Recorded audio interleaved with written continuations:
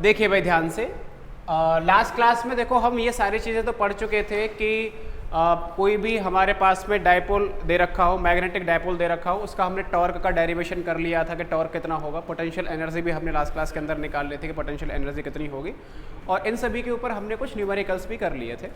और अब हम आगे करते हैं कि मैग्नेटिक फील्ड लाइंस क्या होती हैं। तो ये भी आप बिल्कुल उसी तरीके से कर सकते हो जैसे हमने इलेक्ट्रिक फील्ड में इलेक्ट्रिक फील्ड लाइंस के बारे में पढ़ा था, उसी तरीके से आप मैग्नेटिक फील्ड लाइंस को भी बता सकते हो।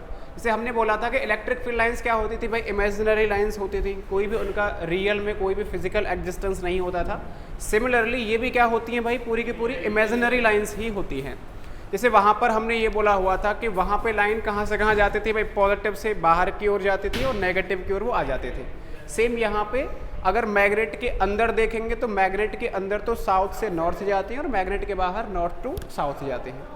इसी तरीके से हमने वहाँ पर ये देखा था कि इलेक्ट्रिक फील्ड लाइंस जो होती हैं कभी भी एक दूसरे को इंटरसेक्ट नहीं करती हैं। सिमिलरली मैग्नेटिक फील्ड लाइंस भी कभी भी एक दूसरे को इंटरसेक्ट नहीं करेंगे। हमने ये पॉइंट भी लिखवाया था कि इलेक्ट्रिक फील्ड लाइन के किसी पॉइंट पे कोई टेंजेंट खींच दिया जाए तो वो क्या देता था, वहाँ पे उसकी डायरेक्शन बता देता था। सेम वही पॉइंट यहाँ पे भी है।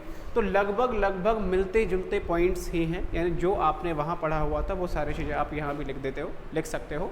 एक दो पॉइंट में अंतर है, उसे मैं आपको देखो समझा ही देता हूँ। तो देखो भाई, these are imaginary lines which give pictorial representation for the magnetic field inside and around the magnet. तो मैग्नेट के अराउंड और इनसाइड ये जो है ये बताएगा कि किस तरीके से मैग्नेटिक फील्ड होता है। तो इसका जो पहला पॉइंट है उसको हम सबसे पहले देख लेते हैं कि फर्स्ट पॉइंट यहाँ पर क्या बोला गया है। पहला पॉइंट है कि these lines form continuous close loop. देखो भाई ध्यान से, जैसे कि हमारे पास कोई भी मैग्नेट दे रखी हो, कोई भी मैग्नेट हो, जैसे मैंने मान लिया कि ये हमारे पास में एक बार मैग्नेट दे रखी है और बार मैग्नेट है तो इसका एक साउथ पोल होगा और दूसरा क्या होगा भाई, नॉर्थ पोल होगा। इधर मैंने साउथ मान लिया है और इधर मैंने क्या मान लिया, नॉर्थ पोल मान लिया है। तो दो यहाँ पे पोल हैं। अब यहाँ जो मैग्नेटिक फील्ड लाइंस जाती हैं वो ऐसे जाती हैं कि इसके अंदर तो किधर जाती है भाई, साउथ से नॉर्थ की ओर, और बाहर जाती है नॉर्थ से साउथ की ओर। इस तरीके से इनकी डायरेक्शन होती है। अंदर अगर मैं देखूं तो साउथ से किधर जा रही होंगी भाई, ये नॉर्थ की ओर, और बाहर किधर जाएंगे, नॉर्थ से साउथ की ओर ये जा रही होंगी। सिमिलरली आप बहुत सारी लाइंस को इस तरीके से रिप्रेजेंट कर सकते हो लाइक दिस। तो ऐसे करके हम यहाँ पे इनका रिप्रेजेंटेशन कर सकते हैं। अब यहाँ आप ये जरूर देख पा रहे होंगे कि ये जो लाइंस होती हैं वो क्या बनाती हैं भाई, कंटिन्यूअस क्लोज्ड लूप का फॉर्मेशन करते हैं। ऐसा नहीं है कि बीच में ब्रेक आ जाए, पूरा का पूरा लूप यहाँ से अगर स्टार्ट की हुई है तो वहीं पे वापस जो है आएंगे, एक क्लोज लूप बनाएंगे। क्या बनाएंगे, क्लोज लूप बनाएंगे, और कंटिन्यूअस क्लोज लूप बनाते हैं। अब यहाँ पे आप इस चीज़ को लिख सकते हो कि डायरेक्शन की अगर बात की जाए तो inside magnet, inside magnet, magnet के अंदर अगर हम देखें तो क्या डायरेक्शन है भाई, साउथ टू नॉर्थ। और आउटसाइड अगर देखना चाहो कि आउटसाइड मैग्नेट क्या होता है, तो आउटसाइड मैग्नेट अगर देखोगे कि इसकी डायरेक्शन किधर है, तो किधर है भाई, नॉर्थ टू साउथ। तो ध्यान रखना है कि आपसे क्या पूछा गया है। कभी कभी बस क्वेश्चन इस तरीके से पूछा जाता है कि मैग्नेटिक बार है तो मैग्नेटिक फील्ड लाइंस कहाँ से कहाँ जाती हैं, तो कुछ बच्चे बस डायरेक्ट बोल देते हैं कि जी साउथ से नॉर्थ होगा, या कुछ बोल देते हैं कि नॉर्थ से साउथ होगी। लेकिन ये तो बताओ कि साउथ से नॉर्थ मैग्नेटिक फील्ड के अंदर है, बाहर है, किधर है। तो ये आपको पूरा बताना पड़ेगा कि मैग्नेटिक फील्ड, मैग्नेट के अंदर जो मैग्नेटिक फील्ड लाइंस होती हैं वो तो साउथ से नॉर्थ जाती हैं और बाहर कैसे जाती हैं, नॉर्थ से साउथ की ओर जाती हैं। ठीक है, अच्छा अगला पॉइंट देखते हैं। नेक्स्ट हम देख रहे हैं आगे, अगला है the tangent to the field line give direction of the field at that point. ये भी वही पॉइंट है कि अगर कोई भी आपने मैग्नेटिक फील्ड बनाया हुआ है, मैग्नेटिक फील्ड लाइन है, और इसके किसी भी पॉइंट पे अगर आप टेंजेंट खींच देते हो, तो यहाँ पर मैंने मान लिया, यहाँ पर मैंने क्या खींच दिया भाई, कोई टेंजेंट खींच दिया। तो ये जो टेंजेंट है किसकी डायरेक्शन बता देगा, मैग्नेटिक फील्ड की डायरेक्शन बता देगा इस पॉइंट पे।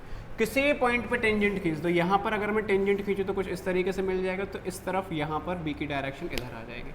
तो कोई भी मैग्नेटिक फील्ड लाइन है उसके किसी भी पॉइंट पे अगर आप टेंजेंट खींच रहे हो तो उस पॉइंट पे वो क्या बताएगा भाई, मैग्नेटिक फील्ड की डायरेक्शन को बता देगा। अगला पॉइंट है कि ये दो लाइन कभी भी एक दूसरे को इंटरसेक्ट नहीं कर सकती है। इंटरसेक्ट क्यों नहीं कर सकती हैं, इसका रीज़न आप बता ही सकते हो। जैसे हमने वहाँ लिखा था सेम वही यहाँ है कि एक लाइन मैंने ऐसे मान ली कि पहली लाइन ये चली गई और दूसरी लाइन मैंने इस तरीके से बता दी कि दूसरी लाइन ये जा रही है। अगर ये दोनों इंटरसेक्ट कर गई, ऐसा अगर हो गया तो देखो क्या हो जाएगा। अगर ऐसा हो गया तो देखो इस लाइन के इस पॉइंट पे अगर मैं टेंजेंट खींचूँ तो किस तरफ मिलेगा भाई, इस तरफ बी की डायरेक्शन मिल रही होगी। लेकिन अगर मैं इस वाली लाइन की मानूँ तो इसके लिए जो डायरेक्शन मिलेगी वो किधर मिलेगी भाई, इस तरफ मिलेगी। तो ये वाली लाइन तो कहना चाह रही है कि इस पॉइंट पे मैग्नेटिक फील्ड इधर है, और ये वाली लाइन कहना चाह रही है कि इस पे मैग्नेटिक फील्ड की डायरेक्शन इधर है। और ऐसा कभी पॉसिबल नहीं हो सकता है कि एक ही पॉइंट पे मैग्नेटिक फील्ड के दो डायरेक्शन हो जाएं। इसीलिए हम बोलते हैं कि मैग्नेटिक फील्ड लाइंस कभी भी इंटरसेक्ट नहीं करती हैं। सिमिलरली इलेक्ट्रिक फील्ड लाइंस भी इंटरसेक्ट नहीं करती थी। तो ऐसा कभी भी पॉसिबल नहीं हो सकता है, नॉट पॉसिबल। इंटरसेक्शन कभी भी पॉसिबल नहीं होगा, तो आप लिख सकते हो नॉट पॉसिबल होगा। नेक्स्ट है larger the density of the lines stronger will be the magnetic field. बिल्कुल सही बात है भाई। इसका मतलब सीधा सीधा सा है कि अगर मैग्नेटिक फील्ड लाइंस कहीं कहीं डेंसिटी अगर ज़्यादा, यानी मैग्नेटिक फील्ड लाइंस जहाँ जहाँ पे पास पास होंगी वहाँ पर स्ट्रेंथ क्या हो जाएगी, ज़्यादा हो जाएगी, और जहाँ पर दूर दूर होंगी वहाँ पर स्ट्रेंथ क्या आ जाएगी भाई, कम आ जाएगी। तो अगर डेंसिटी ज़्यादा है यानी पास पास है, इसका मतलब स्ट्रेंथ ज़्यादा होगी। मैग्नेटिक फील्ड लाइंस अगर दूर दूर है, इसका मतलब स्ट्रेंथ क्या हो जाएगी, कम हो जाएगी। तो इसको आप इस तरीके से बना सकते हो, जैसे आपने ये रिप्रेजेंटेशन कर दिया किसी जगह, ऐसे करके बना दिया है। तो इसका सीधा सा मतलब ये जा रहा है कि यहाँ पे मैंने कुछ पॉइंट्स मान लिए, ये मैंने पॉइंट 1 मान लिया, ये 2 मान लिया और ये 3 मान लिया। तो 1 पॉइंट पे पास पास में, इसका मतलब है यहाँ पर स्ट्रेंथ क्या हो जाएगी, ज़्यादा। तो B1 की वैल्यू क्या होगी, ज़्यादा, फिर क्या मिलेगा B2, और फिर क्या मिलेगा भाई B3। तो इस तरीके से आप मैग्नेटिक स्ट्रेंथ को रिप्रेजेंट कर सकते हो। और वहीं अगर मैं बोल दूं कि मैंने जो है मैग्नेटिक फील्ड लाइंस को केवल और केवल इस तरीके से रिप्रेजेंट कर दिया है, ऐसे करके मैंने रिप्रेजेंट कर दिया है, तो इसका मतलब क्या हो जाएगा भाई, ये कि यहाँ पर यूनिफॉर्म हो जाएंगे, है ना। यूनिफॉर्म मैग्नेटिक फील्ड का रिप्रेजेंटेशन हो रहा है, क्योंकि आप किसी भी पॉइंट पे चले जाना, हर जगह B की वैल्यू कैसी मिलेगी भाई, सेम। तो B1 बराबर मिलेगा B2 के, और ये किसके बराबर मिलेगा भाई, B3 के। तो यहाँ इसको आप बोल सकते हो कि ये क्या हो जाएगा भाई, यूनिफॉर्म मैग्नेटिक फील्ड, और इसको आप क्या बोल दोगे भाई, नॉन यूनिफॉर्म मैग्नेटिक फील्ड। इस तरीके से एक यूनिफॉर्म मैग्नेटिक फील्ड हो जाएगा और एक नॉन यूनिफॉर्म मैग्नेटिक फील्ड हो जाएगा। पास पास अगर है तो स्ट्रेंथ ज़्यादा हो जाएगी, और दूर दूर अगर है तो स्ट्रेंथ क्या हो जाएगी, कम हो जाएगी। इतना आप बता सकते हो। चलिए, ये तो हो गई हमारी कुछ प्रॉपर्टीज़ या मैग्नेटिक फील्ड लाइंस की। आगे करते हैं। देखो, इसके अंदर कुछ टर्म हैं, और जिनमें से 4 टर्म है, 4 में से 2 तो इम्पोर्टेंट है होती है, जनरली आप सभी को पता ही होना चाहिए। 2 बहुत कभी कभी बहुत रेयर कंडीशन में यूज़ हो जाती हैं, तो उनको आपको पता होना चाहिए कि ये चीज़ें होती क्या हैं। तो मैग्नेट से रिलेटेड कुछ डेफिनेशंस हैं, कुछ टर्म हैं, उनके बारे में यहाँ डेफिनेशन है, वो आप देखोगे 1 बाय 1। पहला आता है हमारा intensity of magnetisation. Intensity of magnetisation को हम I से रिप्रेजेंट करते हैं। किससे रिप्रेजेंट करते हैं भाई, I से रिप्रेजेंट करते हैं। अब देखो ये होती क्या है, इंटेंसिटी ऑफ मैग्नेटाइजेशन का मतलब क्या होता है। ये इंपॉर्टेंट टर्म होती है, इसके बारे में तो आपको पता होना ही चाहिए। देखो क्या होता है, when A magnetic material is placed in magnetic field, किसी भी मैग्नेटिक मटेरियल को अगर आप मैग्नेटिक फील्ड के अंदर रख रहे हो, the induced dipole moment develop in the material, तो उस मटेरियल के अंदर में क्या डेवलप हो जाएगा भाई, डायपोल मोमेंट जनरेट हो जाएगा, डेवलप हो जाएगा। The induced dipole moment per unit volume, जो भी वहाँ पर डायपोल मोमेंट जनरेट हुआ है वो कितने वॉल्यूम के अंदर जनरेट हुआ है, पर यूनिट वॉल्यूम के अंदर जितना डायपोल मोमेंट जनरेट होता है उसी को हम क्या बोलते हैं, मैग्नेटिक मटेरियल की इंटेंसिटी ऑफ मैग्नेटाइजेशन या फिर मैग्नेटाइजेशन डेंसिटी के नाम से हम जानते हैं। यानी आप इसे इस तरीके से बोल सकते हो कि I बराबर होता है magnetic dipole moment, magnetic dipole moment upon volume, जो भी उसका वॉल्यूम है वो। यानी I बराबर magnetic dipole moment upon volume, इस तरीके से आप इसे लिखोगे। और इसे देखो फर्दर आप क्या लिख सकते हो भाई, मैग्नेटिक डाइपोल मोमेंट को हम किससे रिप्रेजेंट करते हैं, कैपिटल M से रिप्रेजेंट करते हैं, और वॉल्यूम क्या होता है भाई, V होता है। यानी I किसके बराबर आ जाएगा, M अपॉन V आ जाएगा, यही होता है। अच्छा, बार मैग्नेट अगर दे रखी है, ये जैसे मैंने बार मैग्नेट मान ली है, एक तरफ साउथ होगा, एक तरफ क्या होगा भाई नॉर्थ, इसकी स्ट्रेंथ मैंने -m मान ली, इसकी स्ट्रेंथ मैंने +m मान ली, दोनों के बीच का सेपरेशन कितना मान लिया मैंने 2l। तो आप मुझे बताओ कि जो कैपिटल M है उसका क्या फॉर्मूला होता है बार मैग्नेट के लिए? डायपोल मोमेंट का फॉर्मूला क्या होता है? स्मॉल m × 2l, यही होता है, आप सभी को पता होना चाहिए। तो इसे मैं ऐसे भी लिख सकता हूँ कि I बराबर आ जाएगा स्मॉल m × 2l। और जो बार मैग्नेट दी हुई है इसके लिए अगर मैं वॉल्यूम की बात करूँ कि इसका एरिया कितना होगा, तो एरिया भी हम इसका वॉल्यूम कितना होगा, तो वॉल्यूम भी हम निकाल सकते हैं। वॉल्यूम कैसे निकाल सकते हैं? जो भी क्रॉस सेक्शनल एरिया है उसको किससे मल्टीप्लाई कर देंगे? लेंथ से, तो वॉल्यूम निकल के आ जाएगा। तो एरिया इनटू में इसकी लेंथ हमने कितनी मानी हुई है? 2l मानी है। तो आप देख रहे होंगे 2l से 2l कैंसिल हो जाएगा, यानी स्मॉल m अपॉन क्या आ जाएगा? I आ जाएगा। तो आपने इसी को सॉल्व करके एक दूसरा तो स्मॉल m अपॉन में कितना आ जाएगा? A आ जाएगा। आप इसी को सॉल्व करके दूसरा फॉर्मूला भी निकाल सकते हो, यानी कि मैं इसे एक साथ इस तरीके से लिख सकता हूँ कि I बराबर मेन फॉर्मूला तो कितना है? कैपिटल M अपॉन V, और इसी को सॉल्व करके क्या निकाल सकते हो भाई? Small m upon A। तो ये हमारा फॉर्मूला आ जाएगा I का। I का मतलब क्या हो जाए? Intensity of magnetisation. ठीक है, अब देखो आगे, अगर मैंने I का फॉर्मूला निकाला है कैपिटल M अपॉन V, ये हमारा फॉर्मूला आया हुआ है। अब मुझे ये बताओ कि जो I है, इंटेंसिटी ऑफ मैग्नेटाइजेशन है, ये वेक्टर क्वांटिटी होना चाहिए या स्केलर क्वांटिटी होना चाहिए? कैसी क्वांटिटी होनी चाहिए, स्केलर या वेक्टर? बताइएगा। स्केलर होनी चाहिए। फॉर्मूला देखो, कंपेयर करके देखो क्या होना चाहिए? वेक्टर होना चाहिए। तो कैपिटल M अगर देखा जाए तो कैपिटल M क्या होता है भाई? डायपोल मोमेंट होता है। और डायपोल मोमेंट कैसी क्वांटिटी है? वेक्टर क्वांटिटी होती है। वेक्टर क्वांटिटी कहाँ से कहाँ डायरेक्शन होती थी? साउथ पोल से नॉर्थ पोल की ओर, सीधी सीधी डायरेक्शन भी मैंने लिखवाई थी। यानी ये अगर वेक्टर क्वांटिटी है, इसका मतलब इसको भी क्या होना पड़ेगा? वेक्टर क्वांटिटी ही होना पड़ेगा, सीधी सी बात है। तो ये कैसी क्वांटिटी हो जाएगी भाई? वेक्टर क्वांटिटी हो जाएगी। कैसी क्वांटिटी है? Vector quantity. दूसरा पॉइंट है कि इसकी यूनिट, और मुझे बताओ भाई यूनिट क्या आनी चाहिए?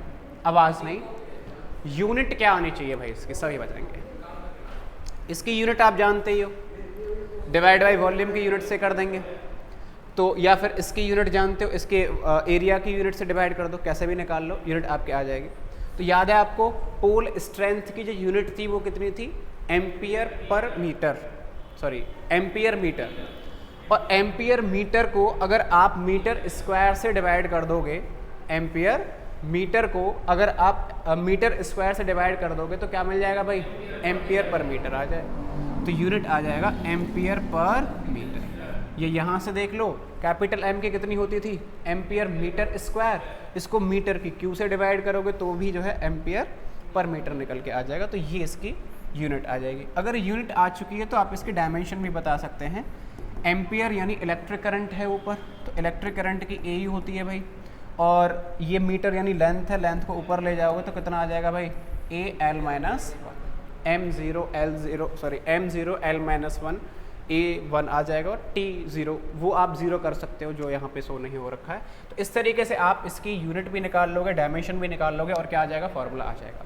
तो ये सभी बच्चों को पता होना चाहिए कि इंटेंसिटी ऑफ मैग्नेटाइजेशन क्या होता है। ठीक है, अगली टर्म देखो, अगली क्या होती है? दूसरी अगली है मैग्नेटिक इंटेंसिटी। देखो कभी कभी ये यूज़ होती है, मैग्नेटिक इंटेंसिटी वाला जो टर्म आ रहा है। मैग्नेटिक इंटेंसिटी जो होती है, होती क्या है? सबसे पहले तो मैं बता देता हूँ, इसको हम कैपिटल H से रिप्रेजेंट करते हैं। किससे करते हैं भाई? कैपिटल H से। देखो, in order to magnetize a magnetic material, किसी भी मटेरियल को अगर आपको मैग्नेटाइज करना है, it is kept in an external field, उसको हमें एक्सटर्नल फील्ड में रखना पड़ेगा। और एक्सटर्नल फील्ड हमने यहाँ पर कितना माना हुआ है? B0। And the ratio of magnetizing field यानी B या B0 to the permeability of free space is called magnetic intensity H। यानी H बराबर होता है, जो भी एक्सटर्नल फील्ड है उसे आप B0 से रिप्रेजेंट कर रहे हो तो B0 लगा दो, B से कर रहे हो तो B लगा दो, कोई फर्क नहीं पड़ेगा। अपॉन में क्या आ जाएगा? परमिएबिलिटी ऑफ फ्री स्पेस यानी म्यू0 से आप डिवाइड कर दोगे। तो H किसके बराबर होता है? B0 upon म्यू0। ये आपको फॉर्मूला याद रखना है, कभी भी आ जाए मैग्नेटिक इंटेंसिटी यानी S से रिप्रेजेंट करेंगे, और B0 और म्यू0 का क्या होता है? रेशियो होता है। अच्छा, the unit of magnetic intensity, इसकी जो यूनिट होती है is the same as that of intensity of magnetization, और जो कि अभी अभी हमने निकाली कितनी होती थी उसकी भाई एम्पियर पर मीटर, इसकी भी एम्पियर पर मीटर के बराबर यूनिट होगी, यानी कि आई जो इंटेंसिटी ऑफ मैग्नेटाइजेशन है जो इसकी यूनिट होती है उसी की यूनिट के बराबर एच की भी यूनिट होती है, दोनों की सेम होती है, और फॉर्मूला आपको याद रखना है केवल। अगला टर्म देखो मैग्नेटिक ससेप्टिबिलिटी, क्या है भाई मैग्नेटिक ससेप्टिबिलिटी, इसको हम रिप्रेजेंट करते हैं, पता है ये x जैसा है, x को थोड़ा सा हम इस तरीके से बड़ा कर देते हैं और नीचे m लिखा हुआ है, पता ना इसे क्या बोला जाता है भाई, काई बोला जाता है, क्या बोला जाता है काई, ठीक है, तो ये है काई, ठीक है काई, तो काई बोला, अरे जैसे लैम्डा वैम्डा नाम नहीं होते तो सेम इसी तरीके से इसका क्या नाम होता है काई बोला जाता है। तो मैग्नेटिक ससेप्टिबिलिटी का फॉर्मूला होता है काई।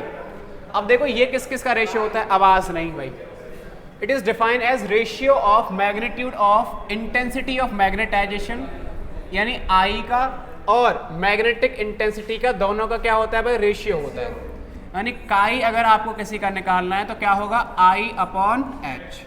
और देखो अभी अभी मैंने आपको बताया था कि जो यूनिट आई की होती है वही यूनिट किसकी होती है एच की होती है, दोनों की सेम यूनिट होती है, तो ये क्या आ जाएगी भाई यूनिट लेस आ जाएगी, है ना, तो नो यूनिट नो डायमेंशन, और कैसी क्वांटिटी होगी ये, it is a scalar quantity, तो स्केलर क्वांटिटी होती है, कोई डायमेंशन नहीं होगी और ना ही कोई इसकी यूनिट होती है। अगला पॉइंट है the physical significance of magnetic susceptibility is that it is the degree of ease with which magnetic material can be magnetize, तो ये इस चीज़ को बताता है कि कोई भी सब्सटेंस को कितनी आसानी से आप मैग्नेटाइज कर सकते हो, तो जितने अच्छे से उसे मैग्नेटाइज कर सकते हो उसके लिए इसकी वैल्यू उतनी ही अच्छी होगी, और अगर कोई भी किसी भी मतलब सब्सटेंस को अगर आप मैग्नेटाइज नहीं कर पा रहे हो तो उसके लिए इसकी वैल्यू क्या हो जाएगी कम हो जाएगी। तो ये बताता है कि कोई भी सब्सटेंस कितनी आसानी से मैग्नेटाइज हो सकता है या मैग्नेटाइज नहीं हो पाएगा, उसी को हम काई से रिप्रेजेंट कर रहे होंगे। A material with a higher value chi can easily be magnetize, ये वही लिखा है कि जितनी ज़्यादा इसकी वैल्यू होगी उसे उतनी ही आसानी से हम मैग्नेटाइज कर सकते हैं, और इसकी वैल्यू जितनी कम होगी उसे उतनी ही मुश्किल से जो है मैग्नेटाइज कर पाएंगे हम लोग।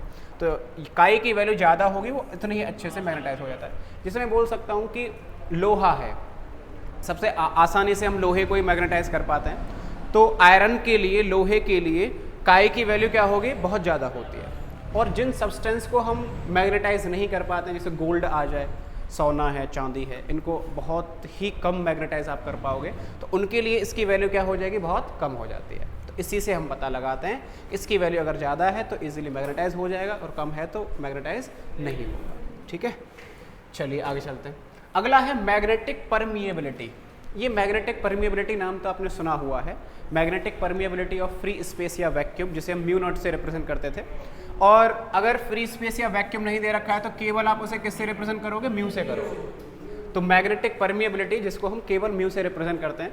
अब देखो ये होता क्या है, it is the ratio of magnitude of total magnetic field यानी बी, और किसका होता है भाई मैग्नेटिक इंटेंसिटी एच, यानी म्यू बराबर होता है बी अपॉन एच, ये इसका फॉर्मूला होता है, mu is equal to B upon H.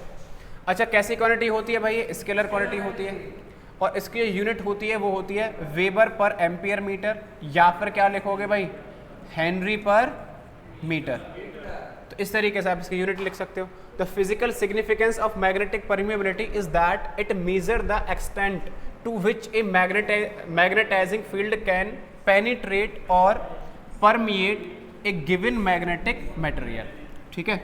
और रिलेटिव परमिएबिलिटी अगर आ जाए तो रिलेटिव परमिएबिलिटी का मतलब होता है कि किसी के रेस्पेक्ट में निकाल देना, और किसके रेस्पेक्ट में निकालते हैं भाई हम हमेशा एयर के रेस्पेक्ट में निकालते हैं, किसी की भी अगर रिलेटिव परमिएबिलिटी निकालनी हो तो म्यू आर बराबर आ जाएगा म्यू अपॉन म्यू नॉट, तो ये हमारा रिलेटिव परमिएबिलिटी का फॉर्मूला आ जाएगा। रिलेटिव का मतलब एयर वाले के से डिवाइड कर दो तो रिलेटिव निकल के आ जाती है। इसको आप ऐसे भी याद रख सकते हो कि म्यू किसके बराबर आ जाएगा भाई mu r into mu naught, तो ये इस तरीके से याद रख सकते हो, यानी म्यू आर बराबर म्यू अपॉन म्यू नॉट। अच्छा जो रिलेटिव परमिएबिलिटी है म्यू आर, ये कैसी क्वांटिटी होगी, यूनिट लेस हो जाएगी, डायमेंशन लेस हो जाएगी, क्योंकि दोनों को ही म्यू से हमने डिवाइड किया हुआ है। तो म्यू आर क्या है, unit less and dimension less, तो ये होगी unit less and dimension less, ठीक है, तो यहाँ लिख सकते हो। तो ये 4 हमारे टर्म हैं, चारों को याद रखना। पहला कौन सा था, आई था, दूसरा कौन सा था, एच था, तीसरा मैग्नेटिक ससेप्टिबिलिटी काई था, और ये वाला कौन सा है, म्यू से हमने रिप्रेजेंट किया। चारों के फॉर्मूले आपको याद रखने हैं। नेक्स्ट है भाई मैग्नेटिक मटेरियल्स, और अभी करेंगे, कल क्यों करेंगे, ठीक है। मैग्नेटिक मटेरियल्स, और मैग्नेटिक मटेरियल्स को अच्छे से आपको ध्यान से देखना है भाई। मैग्नेटिक मटेरियल्स जो होते हैं कितने तरीके के होते हैं भाई, 3 तरीके के होते हैं। सभी बच्चे ध्यान से समझेंगे इनको भाई। 3 तरीके कौन कौन से होते हैं, एक तो होता है डायामैग्नेटिक सब्सटेंस, दूसरा होता है पैरामैग्नेटिक सब्सटेंसेस, और एक होता है फेरोमैग्नेटिक सब्सटेंसेस। इनका पूरा सार समझो, ये तीनों होते क्या हैं, अच्छे से समझना है। डायामैग्नेटिक सब्सटेंस का मतलब आप ये समझोगे कि कोई भी मैग्नेटिक कोई भी हमारे पास में सब्सटेंस दिया हुआ है और उसको हमने मैग्नेटिक फील्ड के अंदर रख दिया है। कोई सब्सटेंस है, कहाँ पे रख दिया है, मैग्नेटिक फील्ड के अंदर रख दिया है। जैसे ही हमने मैग्नेटिक फील्ड के अंदर रखा है, तो वो अगर उन मैग्नेटिक फील्ड लाइंस को खुद से अपने से दूर करने की कोशिश कर रहा हो, यानी रिपल्शन करने की अगर कोशिश कर रहा हो, रिपेल करने की कोशिश कर रहा हो, तो उन सब्सटेंसेस को हम बोलते हैं डायामैग्नेटिक सब्सटेंसेस। क्या बोलेंगे, डायामैग्नेटिक सब्सटेंसेस। डायामैग्नेटिक का मतलब है कि वो जो है मैग्नेटिक फील्ड लाइंस को खुद से दूर करना चाहता है, रिपेल करना चाहता है, उनको हम डायामैग्नेटिक सब्सटेंसेस बोलेंगे। अभी इन्हें डिटेल में समझेंगे हम पूरा का पूरा। पैरामैग्नेटिक सब्सटेंस का मतलब होता है कि ये जो सब्सटेंसेस होते हैं वो मैग्नेटिक फील्ड लाइंस को अट्रैक्ट करेंगे, लेकिन बहुत कम अट्रैक्ट करते हैं, यानी अट्रैक्शन तो होगा यहाँ पे, लेकिन बहुत कम अट्रैक्शन होगा। और तीसरा वाला जो है फेरोमैग्नेटिक सब्सटेंसेस जो होते हैं, ये वो सब्सटेंसेस होते हैं जिन्हें मैग्नेटिक फील्ड के अंदर अगर रख दिया जाए तो ये बहुत ठीक ठाक लेवल पे क्या कर लेते हैं, मैग्नेटिक फील्ड लाइंस को अट्रैक्ट कर लेंगे। जैसे आयरन है, आयरन मैग्नेटिक फील्ड लाइंस को क्या करेगा, अट्रैक्ट करेगा, इसीलिए तो वो जाके उस पर चिपक जाता है, ठीक है। तो आयरन इसका फेरोमैग्नेटिक सब्सटेंस का सबसे अच्छा एग्जाम्पल हो जाएगा। तो यहाँ पे और यहाँ पे दोनों में तो क्या हो रहा है, अट्रैक्शन हो रहा है, और ऊपर वाले में क्या हो रहा है, रिपल्शन। तो यहाँ थोड़ा सा रिपल्शन हो रहा है, यहाँ थोड़ा सा अट्रैक्शन हो रहा है, और यहाँ पर बहुत अच्छे से अट्रैक्शन हो रहा है। इसी कंसेप्ट पे आप सारे के सारे पॉइंट्स को डिटेल में समझने वाले हो, ठीक है। ये चीज़ आपके माइंड में होनी चाहिए कि रिपल्शन होगा, अट्रैक्शन होगा लेकिन बहुत कम होगा, अट्रैक्शन होगा लेकिन ज़्यादा होगा, ठीक है। अब देखो पहला जो है वो क्या है, डायामैग्नेटिक सब्सटेंसेस।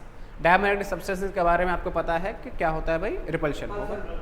रिपल्शन यानी दूर दूर ये जो है उसको भेजना चाहेगा, जो मैग्नेटिक फील्ड लाइंस होती हैं। देखो, the diamagnetic substances are those in which individual atoms और ions do not possess any net magnetic moment on their own. तो यहाँ पर खुद का कोई भी मैग्नेटिक मोमेंट नहीं होता है। अगला point, when such substances are placed in an external magnetizing field they get favorably magnetized in a direction opposite, ये देखना, direction opposite to a magnetizing field। तो यहाँ पर अपोजिट डायरेक्शन में वहाँ पर फोर्स लगेगा, और अपोजिट डायरेक्शन का मतलब क्या हो जाएगा भाई, रिपल्शन हो रहा होगा। तो मेन चीज़ है रिपल्शन होगा यहाँ पर। और नीचे लिख भी हुआ है, that is the field lines are repelled और एक्सपेल्ड। रिपेल करेंगी, दूर दूर जाना चाहेंगे अगर यहाँ पर अगर रख दिया जाएगा। एग्जाम्पल होता है बिस्मथ अगर रख दिया जाए, कॉपर है, लेड है, सिलिकॉन है, नाइट्रोजन है, वाटर, सोडियम क्लोराइड, तो ये सभी इसी के एग्जाम्पल होते हैं। यानी इनमें से आपको मेन एग्जाम्पल भाई कोई आपको याद रखने हैं, 2-2 3-3 हर एक के एग्जाम्पल याद रखने हैं, क्योंकि पूछा जाता है कि 2 एग्जाम्पल्स दे दीजिए डायामैग्नेटिक के, 2 एग्जाम्पल पैरामैग्नेटिक के या फेरोमैग्नेटिक के, कोई 2 या 3 एग्जाम्पल आपको याद रखने हैं हर एक के। तो कौन कौन से हैं, bismuth, copper, lead, silicon, nitrogen, water, sodium chloride, ये सभी इसके एग्जाम्पल हैं। और भी एग्जाम्पल है जैसे गोल्ड, सोना, चांदी, ये भी क्या होते हैं भाई, डायामैग्नेटिक सब्सटेंसेस ही होते हैं। तो लोहा, सॉरी वो तो खैर फेरोमैग्नेटिक हो जाएगा। सिल्वर और गोल्ड 2 तो ये रहे एग्जाम्पल, बाकी के bismuth, glass, lead, water, marble या फिर सोडियम क्लोराइड, ये सभी कौन से होते हैं भाई, डायामैग्नेटिक मटेरियल्स ही होते हैं, ठीक है। तो याद रख लेना, सोना, चांदी, bismuth, glass, lead, water, marble, sodium chloride, ये सभी के सभी क्या होंगे, हैं। बिस्मथ का नाम नहीं सुना है आपने? देखो, वैसे तो आपने ये देखा होगा कि जो बिस्मथ होता है पीरियडिक टेबल के अंदर कहाँ पे लाई करता है, याद नहीं है? पीरियड टेबल में कहाँ पे लाई करता है, नीचे करता है। मतलब ग्रुप बताओ सबसे पहले, तो आप जो है ब्लॉक में जाओगे कि ब्लॉक कौन सा है, कहाँ पे है, दिखा, ग्रुप 17 में है।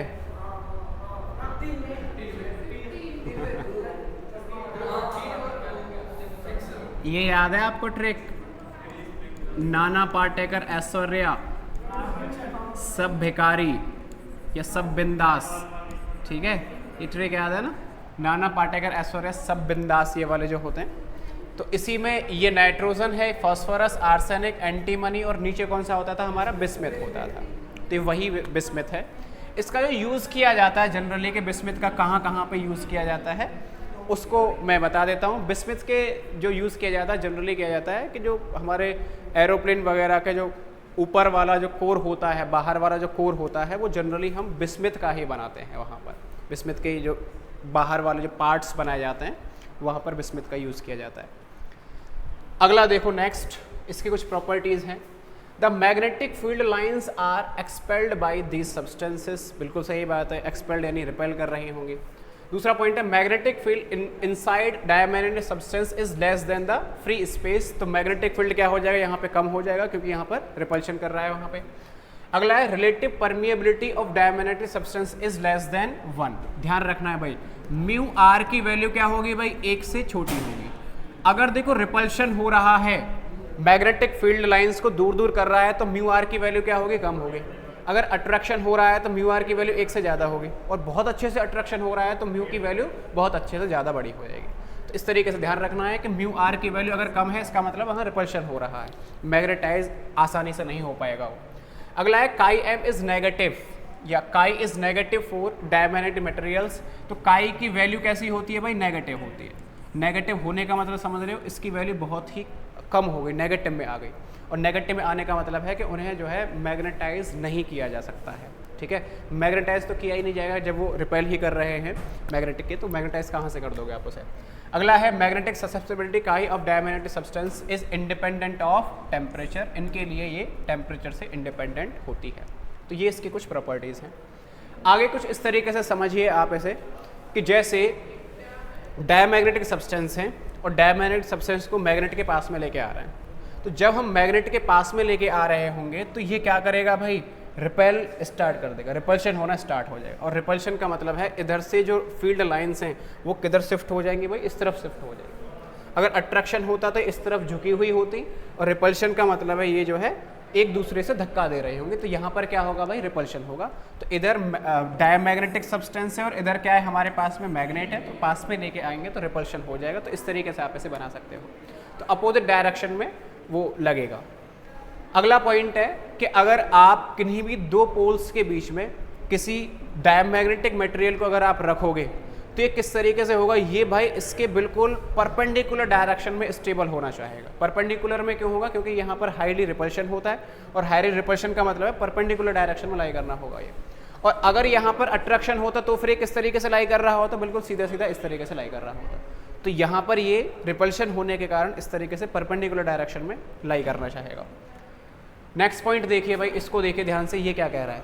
देखो भाई, हमारे पास में एक नॉर्थ पोल है, दूसरा क्या है, साउथ पोल है। नॉर्थ और क्या है, साउथ पोल है।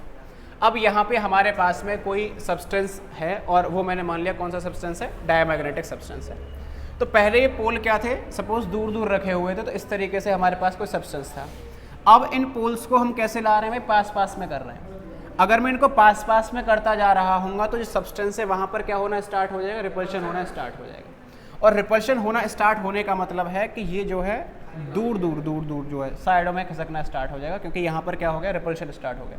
जितना ज़्यादा पोल्स को पास पास में लेके जाओगे, जो लिक्विड भरा हुआ है डायमैग्नेटिक सब्सटेंस का, वो उतना ही दूर दूर जाना स्टार्ट हो जाएगा। अगर यहाँ पर मैं बोलूँ कि हमारे पास में फेरोमैग्नेटिक सब्सटेंस होता तो वहाँ पर क्या होता, अट्रैक्शन। अगर आप पोल्स को पास पास में ला रहे होते, अट्रैक्शन होता। अट्रैक्शन का मतलब है ये जो लिक्विड है वो ऊपर की ओर ही जो है, ऊपर की ओर मतलब आपस में मिलता जाता, आपस में मिलता जाता, अट्रैक्शन होता है वहाँ पे। और यहाँ पर क्या होगा भाई, रिपल्शन होगा। तो इस तरीके से रिपल्शन को आप देख सकते हो। अगला है, आप ऐसे भी समझ सकते हो कि जैसे आपने किसी कंटेनर में, किसी यू शेप का ये कंटेनर है और इसमें हमने क्या भर रखा है, लिक्विड भर रखा है। कौन सा है, डायमैग्नेटिक है। और यहाँ पर हमने एक एंड में क्या लगा दिया भाई, पोल्स लगा दी, एक तरफ साउथ है और एक तरफ नॉर्थ है। देखो यहाँ पर जब कुछ भी नहीं था तो सीधे सीधे ये हॉरिजॉन्टल लेवल पे थे दोनों, और अगर मैंने एक जगह पे आके साउथ और नॉर्थ को अप्लाई कर दिया है तो क्या होगा भाई, जैसे ही अप्लाई किया जाएगा रिपल्शन होगा। रिपल्शन का मतलब है जो लिक्विड है ये यहाँ से किधर धक्का दे देगा, नीचे की ओर दे देगा, तो इधर से लिक्विड नीचे हो जाएगा और इधर लिक्विड का लेवल क्या हो जाएगा, बढ़ जाएगा। तो डायमैग्नेटिक का मतलब रिपल्शन हुआ, रिपल्शन का मतलब इसने इसे नीचे की ओर धक्का दे दिया और ये जो है लिक्विड ऊपर की ओर इस तरफ बढ़ जाएगा। तो ये सब फिनोमेना आप देख रहे होंगे किसको रिप्रेजेंट कर रहे हैं भाई, रिपल्शन को रिप्रेजेंट कर रहे हैं, हर एक जो भी आप देख पा रहे हो यहाँ पे। और अगला है हमारा पैरामैग्नेटिक सब्सटेंस, और पैरामैग्नेटिक सब्सटेंस में क्या होगा, अट्रैक्शन, लेकिन बहुत ज़्यादा अट्रैक्शन नहीं होगा, थोड़ा बहुत अट्रैक्शन होता है। तो आप यहाँ पर देख ही सकते हो पूरी की पूरी डेफिनेशन वगैरह है ये यहाँ पर। when such substances are placed in an external magnetic field they get feebly magnetized in the direction of magnetizing field। उसी की डायरेक्शन में भाई मैग्नेटाइज होते हैं, उसी के डायरेक्शन में मैग्नेटाइज होने का मतलब है अट्रैक्शन यहाँ पर होगा। अट्रैक्शन जो है बहुत कम होगा, ज़्यादा अट्रैक्शन नहीं होता है। एग्जाम्पल होता है aluminium, sodium, calcium, oxygen, copper chloride. तो ये सभी कौन से के एग्जाम्पल आ जाएंगे, पैरामैग्नेटिक सब्सटेंसेस के हैं। और ये आप देख ही सकते हो, एल्युमिनियम है, प्लेटिनम है, मैग्नीशियम, क्रोमियम, लिक्विड ऑक्सीजन और कैल्शियम, तो ये सब पैरामैग्नेटिक सब्सटेंस हैं। इसकी प्रॉपर्टीज़ की अगर बात की जाए तो प्रॉपर्टी में देखो क्या आ जाएगा भाई यहाँ पर, तो यहाँ पर क्या हो रहा है, अट्रैक्शन हो रहा है, तो उसी के हिसाब से सारी की सारी चीज़ें वेरी करने लग जाएंगी। तो magnetic field lines tends to pass through this substance, therefore magnetic field inside the substance is more than outside. तो मैग्नेटिक फील्ड क्या हो जाएगा, अंदर की ओर बढ़ जाएगा, क्योंकि यहाँ पर मैग्नेटिक फील्ड लाइंस को क्या कर लेगा, अपनी ओर खींच लेगा। अपनी ओर खींचने का मतलब है मैग्नेटिक फील्ड को बढ़ा देगा। वहाँ पर क्या कर रहा था, रिपल्शन हो रहा था, वहाँ पर मैग्नेटिक फील्ड अंदर की ओर क्या हो गया था, कम हो गया था। तो बाहर वाले से पिछले वाले केस में कम हो गया था, और यहाँ पर क्या हो जाएगा, ज़्यादा, क्योंकि उसने अपनी ओर खींच लिया है, यानी बढ़ा देगा वो। अच्छा, magnetic field inside paramagnetic substance is greater than free space, ये वही पॉइंट है जो ऊपर वाला है, बस थोड़ा सा घुमा दिया है। अगला है the relative permeability of magnetic substance is greater than 1। तो म्यू आर की वैल्यू क्या हो जाएगी भाई, यहाँ पर ग्रेटर देन 1 होगी। पिछले वाले में म्यू आर की वैल्यू कैसी थी भाई, लेस देन 1 आ रही थी। अच्छा, the magnetic susceptibility of paramagnetic substance is small and positive. तो पिछले वाले में कैसी थी भाई, इसकी वैल्यू नेगेटिव आ रही थी, यहाँ पर कैसी आएगी भाई, पॉजिटिव आएगी। तो पॉजिटिव होगी लेकिन स्मॉल होगी, ऐसा नहीं बहुत ज़्यादा पॉजिटिव में आ जाएगी, कम होगी लेकिन होगी पॉजिटिव। पॉजिटिव का मतलब है अट्रैक्शन को तो शो कर रहा होगा लेकिन कम अट्रैक्शन होगा वहाँ पर। तो इस तरीके से आप इनकी प्रॉपर्टीज़ को लिख सकते हो। और यहाँ पर देखिए वही कंसेप्ट आ गया है कि जैसे जैसे आप इन पोल्स को क्या करोगे भाई, दो पास में लेके आते जाओगे। पास में लेके आने का मतलब है यहाँ पर क्या हो जाएगा, अट्रैक्शन हो जाएगा। तो पहले तो बीच में से खाली हो रहा था, अब यहाँ पर बीच में जो है उसका भरना स्टार्ट हो गया होगा ड्यू टू अट्रैक्शन। तो ये अट्रैक्शन को शो कर रहा है पूरा का पूरा। और अगर आप पैरामैग्नेटिक मटेरियल को पोल्स के बीच में रखोगे तो अट्रैक्शन होगा, अट्रैक्शन की वजह से उसी के अलाइन ही जो है लेट जाएगा पूरा का पूरा। वहाँ पर किस डायरेक्शन में आ रहा था, परपेंडिकुलर में, यहाँ पर ये सीधे सीधे आ जाएगा इस तरीके से। यहाँ अगर देखा जाए भाई, तो अगर आप पोल्स जनरेट करोगे तो क्या हो रहा है, अट्रैक्शन हो रहा है। अट्रैक्शन का मतलब है इधर वाले लिक्विड को भी वो क्या कर रहा होगा, अपनी ओर खींच रहा होगा। तो अट्रैक्शन की वजह से यहाँ खींचेगा। पहले वाले में क्या हो रहा था, रिपल्शन, तो उसने धकेल दिया था। तो पूरा जो गेम है ना, पूरा का पूरा वो किसका है, बस अट्रैक्शन और रिपल्शन के ऊपर ही है पॉइंट्स, और कुछ नहीं। अगला है फेरोमैग्नेटिक सब्सटेंसेस। तो फेरोमैग्नेटिक सब्सटेंस में क्या हो जाएगा, बहुत भाई स्ट्रॉन्ग मैग्नेटिक फील्ड जनरेट हो जाता है अंदर की ओर, स्ट्रॉन्ग होगा यहाँ पर पूरा का पूरा। The substance which get strongly magnetized when placed in an external magnetic field is called ferromagnetic substance, and this phenomenon is known as ferromagnetism. So they have strong tendency to move from a region of weak magnetic field to strong magnetic field. They get strongly attracted to the magnet. ठीक है, तो magnet के साथ में बहुत अच्छे से attraction यहाँ पर होगा। एग्जाम्पल क्या है भाई, आयरन, कोबाल्ट, निकल, एलॉयज लाइक एल-निको एटसेट्रा। तो ये सारे के सारे फेरोमैग्नेटिक सब्सटेंसेस हैं, और ये सब एग्जांपल आप देख ही रहे हो, वही के वही हैं पूरे के पूरे। और देखो प्रॉपर्टीज़ और देख लीजिए भाई एक बार इनकी। तो magnetic field lines tends to crowd into ferromagnetic material, यानी इनके ओर में पास में जो है इकट्ठा हो रहा होगा, मैग्नेटिक फील्ड लाइंस को अट्रैक्ट कर रहा होगा। परमिएबिलिटी इनकी क्या हो जाएगी भाई, वेरी लार्ज हो जाएगी। तो परमिएबिलिटी क्या हो जाएगी, लार्ज हो जाएगी। The order of hundreds and thousand. तो परमिएबिलिटी जो म्यू आर की वैल्यू होती है वो बहुत बड़ी होती है, एक से, ठीक है, 100 या 1000 के करीब जो है वैल्यू पहुंच जाएगी। मैग्नेटिक ससेप्टिबिलिटी जो होगी इनके लिए वो भी क्या हो जाएगी भाई, वेरी हाई हो जाएगी। तो काई जो है उसकी वैल्यू पॉजिटिव में होगी, और हाई होगी, लार्ज वैल्यू होती है इसके लिए।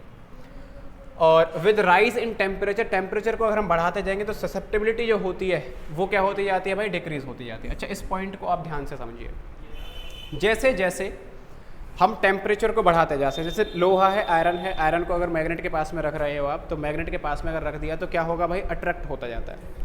आप खुद सोच के बताना, अगर मैं लोहे का जो टेम्परेचर है, आयरन का टेम्परेचर है, उसे बढ़ाता जा रहा हूँ, तो टेम्परेचर बढ़ाने पे उसके अट्रैक्शन करने की जो टेंडेंसी है वो कम होती जाएगी या बढ़ती जाती है, क्या होती है, कम होती जाती है। तो जैसे जैसे आप टेम्परेचर बढ़ाते जाओगे वो लिक्विड फॉर्म में आता जाता है, लिक्विड फॉर्म में आता जाता है, उसके लिए ससेप्टिबिलिटी की जो वैल्यू होती है वो क्या होती जाती है, कम होती जाती है। यानी जैसे जैसे आप टेम्परेचर बढ़ाते जाओगे ससेप्टिबिलिटी क्या होती जाती है, कम होती जाती है, और उसकी मैग्नेटाइजेशन की जो इंटेंसिटी है वो भी क्या होती जाएगी, कम होती जाती है। यानी कि आप अगर टेम्परेचर बढ़ाते जा रहे तो एक टाइम ऐसा भी आएगा कि जो आयरन है वो अट्रैक्शन करना बंद ही कर देगा, अट्रैक्ट करना बंद ही कर देगा। और जिस टेम्परेचर पे ऐसा पॉसिबल हो जाए कि अब कोई भी अट्रैक्शन नहीं हो रहा है, इतना टेम्परेचर कर दिया आपने आयरन का कि मैग्नेट साइड में रखी हुई है फिर भी वो अट्रैक्ट नहीं कर पा रहा है, यानी आपने उसे किस तरीके से बना दिया है, पैरामैग्नेटिक या डायमैग्नेटिक तरीके से बना दिया कि कोई अट्रैक्शन नहीं हो रहा है। उस टेम्परेचर को हम बोल देते हैं क्यूरी टेम्परेचर। कौन सा टेम्परेचर बोलते हैं, क्यूरी टेम्परेचर या क्यूरी पॉइंट आप उसे बोल दोगे पूरा का पूरा, ठीक है। ये अभी हम आगे पढ़ेंगे पूरा क्यूरी टेम्परेचर वगैरह क्या होता है। चलिए आगे देखिए भाई, तो अगर आपने भाई फेरोमैग्नेटिक सब्सटेंस है तो वहाँ पर क्या होगा भाई, उन्हें अट्रैक्ट कर लेगा मैग्नेटिक फील्ड लाइंस को, तो ज़्यादातर मैग्नेटिक फील्ड लाइंस इसी से अंदर से होते हुए जाएंगी। और जो डायग्राम मैंने आपको पैरामैग्नेटिक के लिए बनाए थे ना, वो सब डायग्राम इसके लिए भी एप्लीकेबल हैं एज इट इज, बस वहाँ कम हो रहा था तो यहाँ पर ज़्यादा हो रहा था, सब के सब वही है। चलिए देखिए यहाँ से और समझिए, यहाँ से आपको पूरा तीनों के बीच में अच्छे से अंतर पता चल जाएगा कि किसका मतलब क्या है। ध्यान से देखना, तीन पढ़े हमने, डायमैग्नेटिक, पैरामैग्नेटिक और फेरोमैग्नेटिक। डायमैग्नेटिक में क्या हो रहा था, रिपल्शन हो रहा था, यहाँ पर अट्रैक्शन हो रहा था लेकिन कम हो रहा था, और यहाँ पर बहुत ज़्यादा हो रहा था। देखो यूनिफॉर्म मैग्नेटिक फील्ड लाइंस थी, वहाँ पर हमने किसको रख दिया है, डायमैग्नेटिक सब्सटेंस को रख दिया है। तो डायमैग्नेटिक को जैसे ही रखा तो जो लाइन सीधी सीधी जा रही थी अब ये क्या हो जाएंगी, रिपेल कर देगा, है ना, तो थोड़ा सा दूर गैप कर दिया, देखो रिपल्शन हो गया है। पैरामैग्नेटिक में क्या होगा, अट्रैक्शन, ये थोड़ा सा अपनी ओर अट्रैक्ट कर लेगा, और फेरोमैग्नेटिक बहुत ज़्यादा अट्रैक्ट कर लेगा। आप देख रहे हो यहाँ पर अट्रैक्शन ज़्यादा है, यहाँ पर अट्रैक्शन है लेकिन कम है, और यहाँ तो क्या हो गया है, रिपल्शन हो गया। तो मेन कहानी यही है, इसी से पूरी की पूरी प्रॉपर्टीज़ बदली हुई है तीनों के बारे में। और आप देखोगे इसके लिए म्यू की वैल्यू कैसी आ रही है, लेस देन 1 आ रही है। म्यू की वैल्यू कैसी आ रही है भाई, यहाँ पर लेस देन 1 आ रही है, और यहाँ पर म्यू की वैल्यू ग्रेटर देन 1 आ रही है, और यहाँ पर भी ग्रेटर देन 1 है लेकिन बहुत ज़्यादा, वेरी ग्रेटर देन 1 आ रही है, ठीक है। और यहाँ पर b लेस देन h, यहाँ b ग्रेटर देन h, और यहाँ पर b very very greater than h आ रहा है। इस तरीके से आप इनके बारे में देख सकते हैं, ठीक है। तो आज के लिए इतना ही है, बाकी अगली क्लास में, तो अगली क्लास में पूरा चैप्टर हमारा खत्म हो जाएगा भाई, है ना, एक लेक्चर और बाकी पूरा खत्म कर, ठीक है।